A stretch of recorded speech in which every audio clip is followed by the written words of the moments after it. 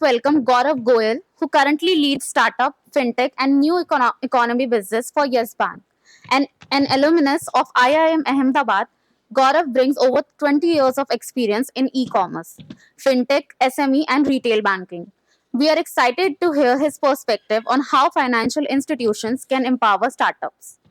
Next, we have the pleasure of welcoming Ajay Modi, Director at Piper Serica, responsible for research and investment decisions. Ajay holds a B.Tech degree and boasts over a decade of experience in analyzing and investing in companies across various stages.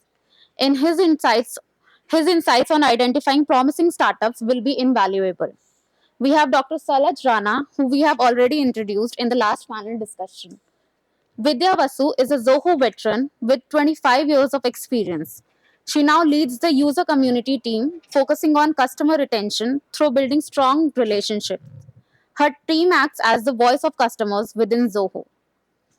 Over to you, Anshul. Thanks, Nidhi. Thank you, panelists, for joining us on a Saturday afternoon, foregoing your maybe lunches or jogs or gym trainings. So, Ajay, because you have a flight constraint, I'll jump right into this topic with you as the scapegoat.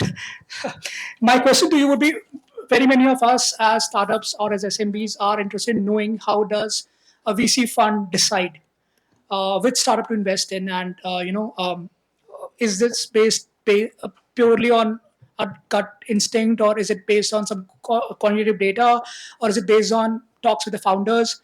So, because you lead a very objective division in that sense, research and data analytics to decide which startups to kind of recommend to your board. My question to you is: how do you plan out these researches, and what kind of trends do you see, or would you like to advise the startups to look at when they're preparing their pitches? Okay, so that was not one question, by the way. Too many questions in one. So before I do that, let me give you a little bit of introduction about Piper Serica. So we are an asset management company. We invest across. So we are one of those unique companies in India because we have a public market or listed investing side practice, and we also have a VC fund about $40 million that is investing in early stage startups. Now coming to Anshul, your question, I think it depends stage to stage whether it is gut or intent uh, uh, or it is a lot of deep work. So if I mean, if we are investing, we don't do it. But if someone is investing in a pre-revenue company, then a lot of it is backing the right founder, because you don't have more than that. You may have product, it could be pre-product or something of that sort, but it is more of backing the founder than anything else. When it comes to institutions, I think there is a set process. Typically, the way we look at it, or the way our IC kind of likes to think about it, if I were to just paint the landscape of a business in India, what I've seen, so this is the journey, right? A founder identifies a problem converts into a technology. The solution to the problem is a technology.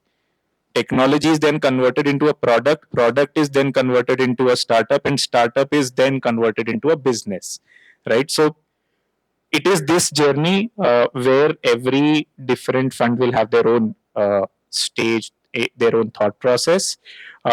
Typically for us, we do a lot of work on the customer feedback or the customer diligence side of the business, because while there are a lot of founders in India that are over obsessed, I would say, about product, I think if you look at it, the most successful companies in India, at least, are not the best products. I mean, if you look at, say, for example, automobile, Maruti is the most successful and the largest car company in the country, but I don't think anyone here will say that Maruti has got the best product, right? But what they've got is the best distribution.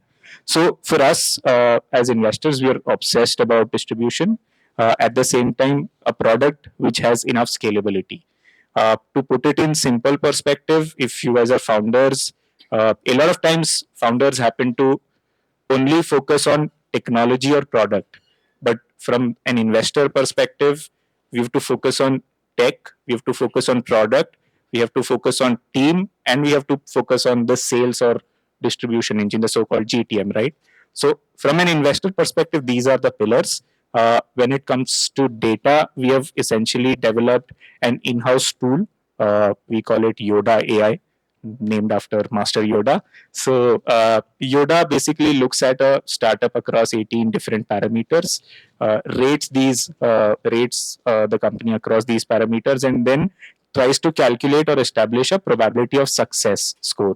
For us, that 70% probability of success becomes a benchmark. So now, what goes into Yoda AI is a lot of things like market size, competition, pricing, team's background, scalability of the product, uh, cost of building the distribution. Is there something similar in India, or this is or somewhere in the world, or this is first of its kind? So, plus also on the funding side, who are the kind of investors? What does the current cap table look like? So yeah, I mean, uh, to kind of sum it up, that is how I or most institutional investors, I believe, would be practicing this. And I think that's commendable because not many VC funds look at or maybe look at data the way you guys do. So my next question actually to you would be to delve a little deeper into this aspect. How does data analytics, how do they play a role in your investment decisions? So, I mean, when we are looking at a company, we get data from a whole host of sources. For example, we have Traxen, we have a couple of other platforms. So we try to get first is the industry data. I mean, we are used to going top down. So we try to first establish whether uh, through again different kind of, it could be qualitative and quantitative both, but different kind of data, whether this product or technology is actually a solution, or is it a problem looking for us. I mean, is it a problem looking for a solution, right? So that is the first thing that we establish. For that, what we are looking at is global comparables. We are looking at uh, is there, because again it's a product which is a so-called a solution, right? So first to establish whether the problem genuinely needs to be addressed. So that is first layer of data. Again, it's more of industry specific, broad global comparables, global matrix of how numbers have moved in that particular space. If it is genuinely a solution to a problem, then the next point that we need to crack is for this particular startup or a product to really become a business, which is a valuable business. Uh, it needs to either, so a whether there is a competition, or whether this is a unique solution of its own kind. If it is unique, then how do they go about creating the market? So the market identification or market creation study, trying to see if someone can really create a blue ocean in that space. So that is one. If there is no, if there is already competition, then what kind of goes around is to understand whether these guys can solve the same problem that the competitor is doing at 1/10 of the price, and maybe 5x better efficiency or scale. So these are basically preliminary diagnosis that we run. Once something checks all of these things, then there is a entire data room that we kind of are exposed to, uh, which has the company's own data, past performance, future projections, white papers, and all of that. So all of this kind of feeds into the back end of our Yoda AI, and then ultimately it tries to establish in a cute way probability that how successful will this company really become. So do you get a lot of Darth Vaders or do you get a lot of Luke Skywalkers? Bit of both. Thank you so much for that. Gaurav, I'll come next to you. From venture funding to debt funding, banks play a very important role. And because of people like who are very savvy with technology and with data and analytics, the banking systems have gone more pro startup investing, if that is a word. So when you kind of, and because you head the entire national chain of portfolio startups with Yes Bank, what is your take on um, uh, what kind of infrastructure have you guys set in place to help startups and the ecosystem and at large to build a better ecosystem from, say, 5 years back? So, so thanks, Xscale. Well, I'd like to highlight what banks are doing primarily with startups. It's not just about lending. We do a couple of things with the startups. I'm working with startups from maybe last 8 9 years. Seen a lot of journeys from a bootstrap company to a unicorn that way. So if you look at sort of banks do 3 4 particular things with a startup. Day to day banking is one part of it, maybe a odi or a fdi coming in. Second, very important piece is most of the startups runs on the technology rails provided by the banks and the financial institutions. If you see a fintech, primarily fintech may be doing a distribution or front facing a product, but ultimately they are running on the tech rails. So banks provide the technology rails to the startups. Third part, definitely banks are providing debt, and more banks are opening up to provide debt or working capital lines, primarily working capital lines to the startups. First, the VCs guys fund them, then banks provide the working capital. So, जहाँ पैसा होगा वहीं पे banks fund करेंगे, right? But yes, banks also do funding to the startup, but many more other things, and also they participate in the ecosystem through supporting the incubators and accelerators as well. Currently also we are running couple of accelerators around that. So 3 4 things banks are doing and very deeply entrenched in this ecosystem. Thank you, Gaurav. Vidya, my next question will be to you, and you know, probably hitting the most popular product that even we use, Zoho. Your thoughts on how did you or how do you perceive the community and technology coming together to help the startup ecosystem as a whole? Thank you, Anshul. So I think this has been alluded to before by a lot of panelists already. They didn't use the word community, but I think it has been said in very unsaid terms. Like I think Rajat referred to having an ecosystem for all the investors. So for startups, let us look at this at from two aspects. One, you said tech, another from the startup ecosystem itself. Tech, enough has been talked today about the evolution, right? Right from STD, ISD phones to cell phones to WhatsApp and FaceTime. Then how entertainment is consumed today, going to movie theaters, all that has changed now. OTT streaming, on demand, these facilities are available.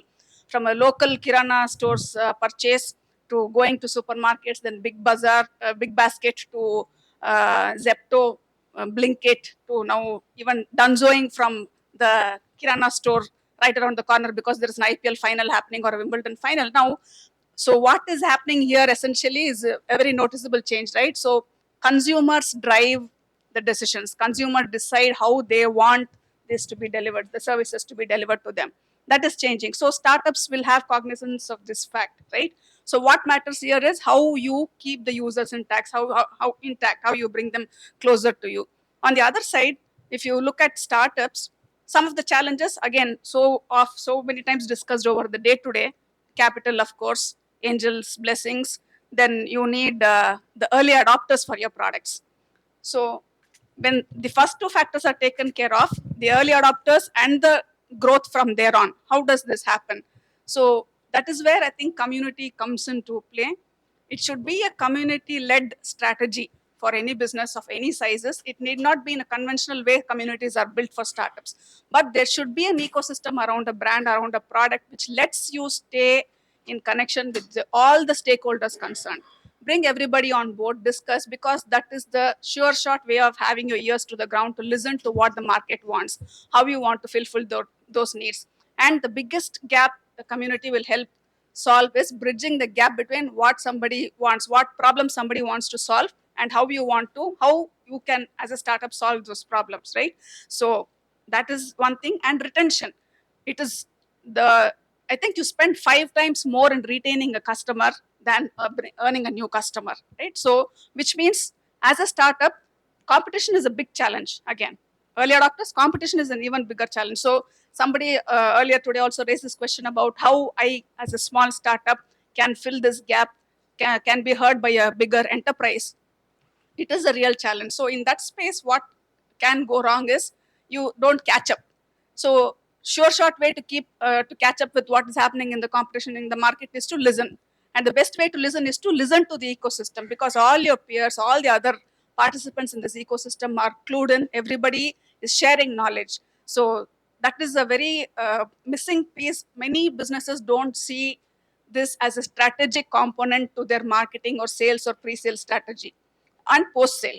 Because what happens in most companies, for most startups, is customers come into the system, engage with the startup with a certain experience. They start expecting certain things. But once the sale happens, they feel like they're talking to a totally different company. So their experience just falls flat in that transactions, because the transaction that happens after a sale is only really transactional. It is a support conversation. Once the conversation is limited to only being support centric, then you lose that relationship, that opportunity to build a relationship.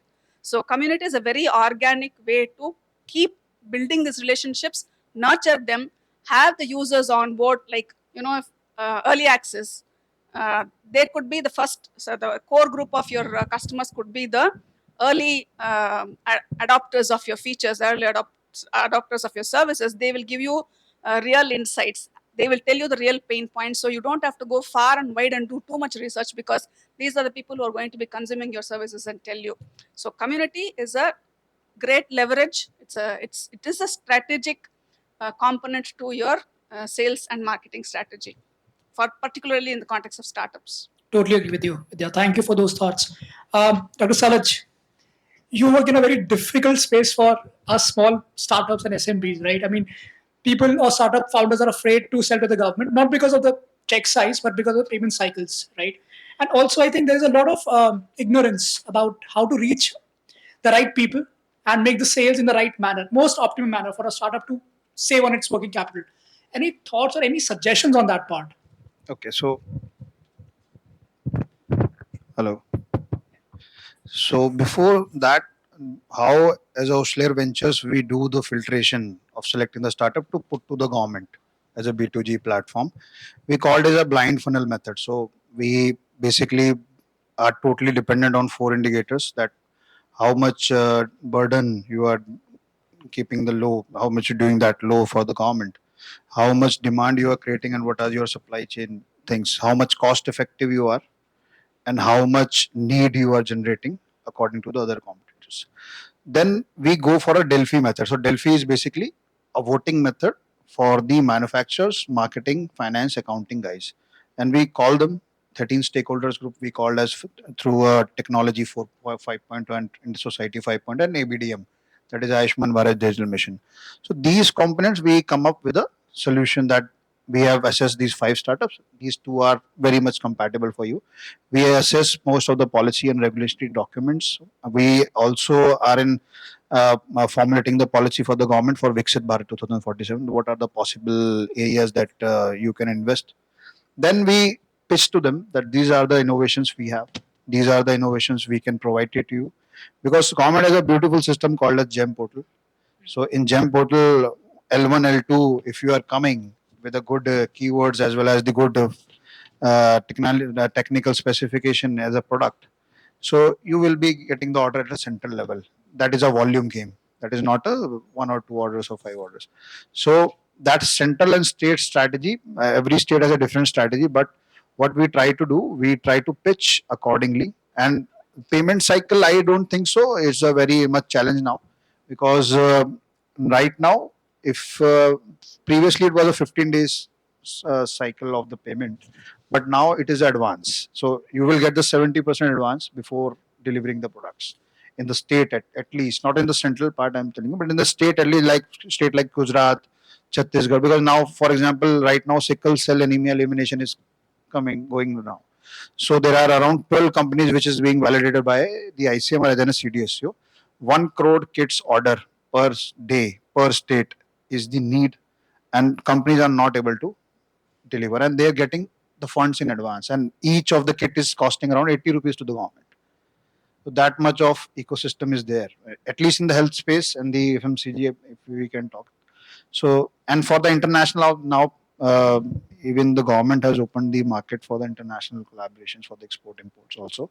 So that also, I think three ministries are came up, and they are now, I think next month with the Axis Bank, they are doing it, and they will be launching soon for the startups to give their product, and that will be listed for the export import market and export houses when the need is coming. For example, we are the largest exporter of honey, and even the government KVIC is also doing that. So that honey is costing around, I think, 50 rupees for the alpha honey. Is the cost, but when you're going to the Middle East market, that is 300 rupees. That much of margins are there in the, at least for the country. So I don't think so. For the startup, is there any problem to connect with the government? You can connect in various ways. There are PPP models you can connect with. There is industry partner you can come. There are advisories also there. You can act as advisory to the association as well as the government. You can act as a, at least a coffee, just like this, a coffee table, right? We are sitting. So government also organizes the same as a hackathon, as a coffee table. You can sit with them, at least pitch to them regularly. So that is a system, and out of 19 ministries, 12 ministries are open for the product to take. Education is the one of the biggest take important, and health is one of the biggest. Ministry of External Affairs, if you say the next division is there, 2 years back it has opened, that is new emerging and strategic technologies. So 17 countries they have opened, but most of the startup doesn't know about Nest. Is there any division in the MEA or not? So that whenever you are giving the documents to them, they will assess those, because assessment is done by the government as well as the private people. They call them, and whenever the product is being selected, they will give you the orders.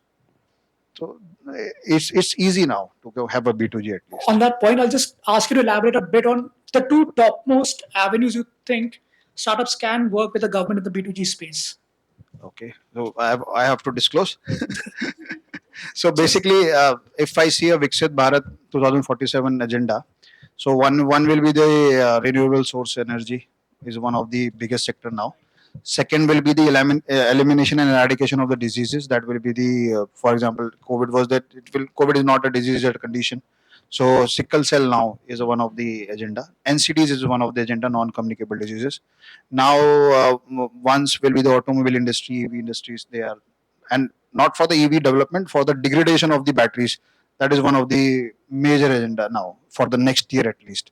So we have listed around 15 things, and that will be out soon as a white paper. So what will be the next startup agenda? With, at least if you are having an innovation, try to some tweaking can be done at least for the government needs. So because they are the largest clients, so they have more money than the private players, so they can give it to you. So that is two or three domains at least to start Great. with. I think that helps a lot, especially my portfolio, building my portfolio as well. Vidya, coming back to you, what are the challenges you see currently that remain in the community still? I mean, to leverage community. What are the top two that come to your mind? I think the lack of understanding. So one phrase that we all know is out of sight, out of mind, right? If you're out of mind, you're out of business. Today, because of customers are spoiled for choices, we have to make sure that we are there in the mind share. So this has to be internalized, and we have to, businesses have to keep creating lot of opportunities to stay engaged with their customers. People who come in through their pipeline, it is like we discussed how difficult it is to avoid churn. So we have to keep creating meaningful avenues to constantly give value. So when you tell tell any of your customers that they should be on board your community, so they can be abreast of all the situations of all the updates, or what they'll ask you is, what is in it for me? So we have to have an answer to that. What is in it for a customer to be on the community? Which community should be giving? So don't expect the customers to come and a lot of people think that if it is a community, people will automatically start talking. Today, we had this room had 100 people in the morning. Now there are fewer, which is okay. But then when you ask people to ask questions, of the 100, one or two people will be talking. The rest of us are reticent. That is how any community works. There's only 1% that is always active. So we have to latch on to that 1%, make sure the other 99% does not leave. They still derive value from this. So internally educating the businesses, they are all the roles. So community should be intrinsic to every departmental function inside a business, right from a pre-sales person, from a support person to the marketing person, from the developers to the product managers, whoever. The entire stream of functions should have a seamless handshake and understand where they play a role in the customer's journey with the particular brand or with the particular company. Otherwise, the knowledge is not holistic. Each of us function like a dysfunctional separate entity, giving customers a very different experience, because there is another competition out there waiting to give a better experience than you. We cannot miss that bus. You miss it, you can never jump back on that. So, and we know AI today is changing everything. So again, this will be another refrain. So when AI is there, why should people come to community? Community can be the only platform that can still humanize and maintain that conversations. Otherwise, it will all become bots, right? So people still want validation from a fellow human being. ChatGPT can tell me everything else, but I still want to talk to Anshul to know what real challenges you are facing in your business, whether I did this right. I can ask you. ChatGPT will give me the answer which I will like, but you might tell me what are the other potholes that I should be looking for. I'm not saying AI doesn't catch that. It will, because it has gotten there. It replicates human behavior. It thinks, it processes natural language. It is a matter of time before it gets there. But this human aspect is something that only community can take over and retain. That experience is still very, very, very important for the customers to stay. That the businesses, all the startups have to internalize, because today, if you want to plan a trip anywhere, I am not sure if any of you don't look at TripAdvisor, because you don't want a bot telling you which hotel to stay, which trip destinations you have to book. You ask some peers there. You don't know those people, but they are people that you're talking to. That value is very important. We cannot let that go. We cannot trivialize that. We have to assign it a significant, space inside the business strategy. Profound thoughts, Vidya. Thank you so much for that. Gaurav, I'll put you in a spot here and ask you a very difficult question.